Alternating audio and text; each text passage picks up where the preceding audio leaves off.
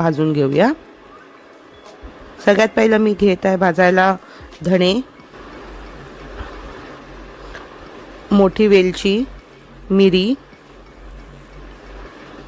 लवंगा,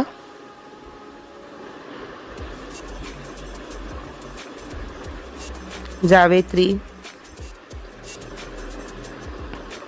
छोटी वेलची, दालचिनी आपण परतून घेऊया। जास्त आपल्याला परतायचं नाही, फक्त आपल्याला थोडा सुगंध येईपर्यंत परतून घ्यायचा आहे। आता आपण त्यात बडीशोप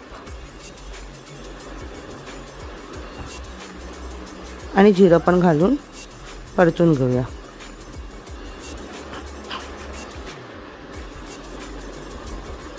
आता आपलं कांदा, खोबरं आणि हे जे खडे मसाले होते त्याचा आता आपण वाटप करून घेऊया। आपलं वाटप तयार आहे।